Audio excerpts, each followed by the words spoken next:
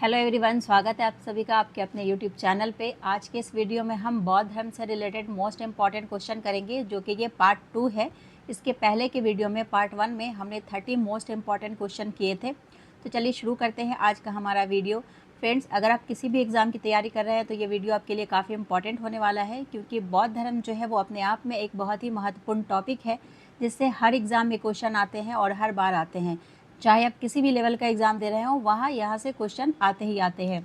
तो चलिए शुरू करते हैं आज का हमारा वीडियो, जिसमें क्वेश्चन नंबर 31 है हमारा। बौद्ध धर्म के अनुसार अनात्मा का सिद्धांत क्या बताता है?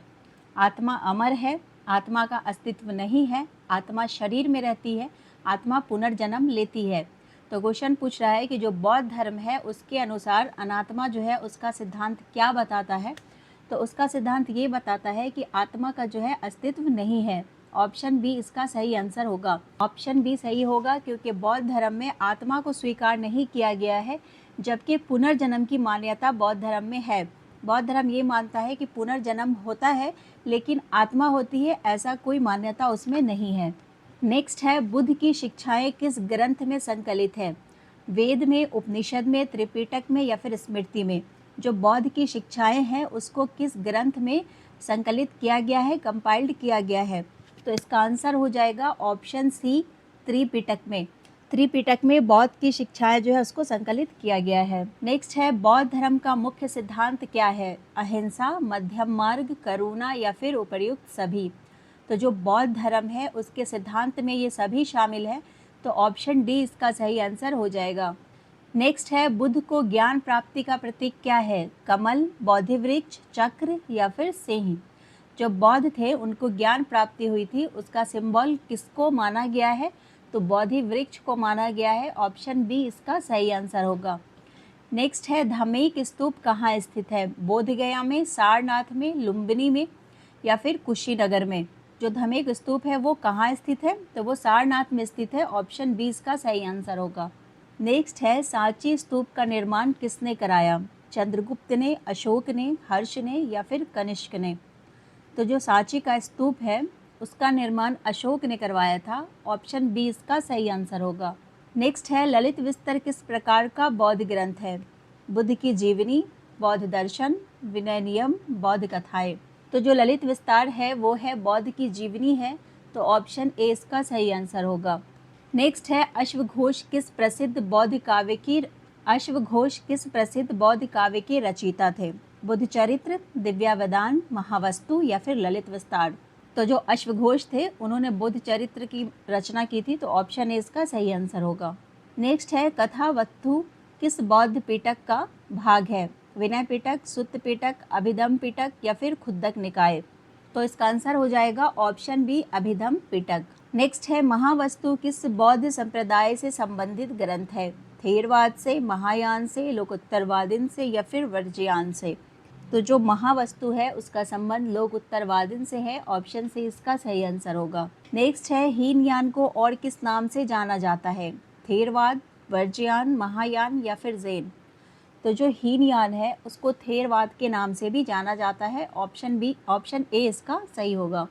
निम्नलिखित में से किस शासक ने बौद्ध धर्म के प्रसार में सबसे अधिक योगदान दिया? चंद्रगुप्त मौर्य, अशोक, कनिष्क या फिर बिंदुसार? तो इसका आंसर हो जाएगा ऑप्शन बी, जो अशोक थे उन्होंने बौद्ध धर्म के प्रचार प्रसार में बहुत ही महत्वपूर्ण योगदान और बहुत ही अधिक योगदान दिया था। ऑप्शन बी इसका सही आंसर होगा। नेक्स्ट है, वर्ज्यान बौद्ध धर्म का विकास मुख्यतः किस क्षेत्र में हुआ? श्रीलंका में, तिब्बत में, म्यांमार में या फिर थाईलैंड में?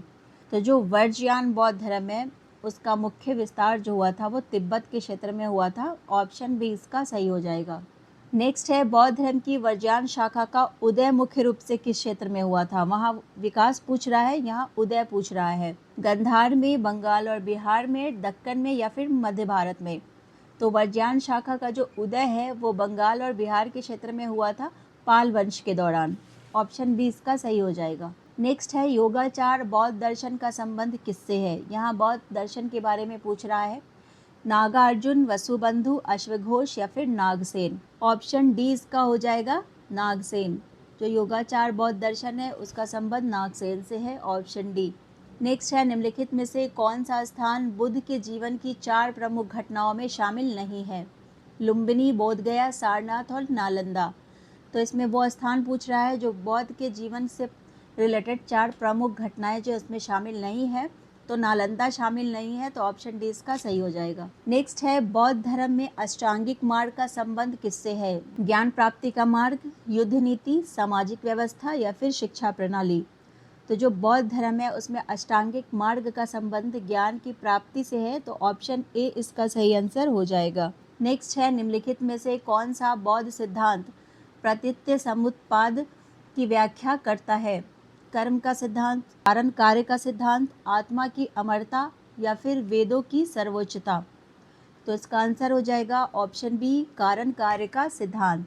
मिलिंद पन्हो ग्रंथ किन 2 व्यक्तियों के बीच एक दार्शनिक संवाद है? अशोक और उपगुप्त, कनिष्क और अश्वघोष, राजा मेनांडर और भिक्षु नागसेन, चंद्रगुप्त मौर्य और भद्रबाहु। जो मिलिंद पन्हो है वो राजा मेनांडर और भिक्षु नागसेन के बीच दार्शनिक संवाद है, तो ऑप्शन सी इसका सही आंसर होगा। नेक्स्ट है, बौद्ध वास्तुकला में चैत्य और विहार के बीच मुख्य अंतर क्या है? चैत्य और विहार के बीच अंतर पूछ रहा है। विहार प्रार्थना स्थल है, चैत्य निवास स्थान है, चैत्य पूजा स्थल है, जबकि विहार भिक्षुओं का निवास स्थान है, चैत्य स्तूप के पास है और विहार नहीं। तो इसका आंसर हो जाएगा ऑप्शन बी, जो चैत्य था वो पूजा स्थल हुआ करता था, जबकि विहार भिक्षुओं का निवास स्थान था। नेक्स्ट है, निम्नलिखित में से कौन सा बौद्ध ग्रंथ कनिष्क के काल में आयोजित चतुर्थ संगीति के दौरान संस्कृत में लिखा गया एक विश्वकोश है? धम्मपद, महाविभाषा शास्त्र, बुद्ध चरित्र या फिर ललित विस्तार। इसका आंसर हो जाएगा ऑप्शन बी, महाविभाषा शास्त्र। नेक्स्ट है, स्वतांत्रिक और वैभाषिक किस धर्म के संप्रदाय थे? जैन धर्म, शैव धर्म, बौद्ध धर्म या फिर वैष्णव धर्म। तो इसका आंसर हो जाएगा ऑप्शन सी, बौद्ध धर्म हीनयान संप्रदाय से संबंधित है।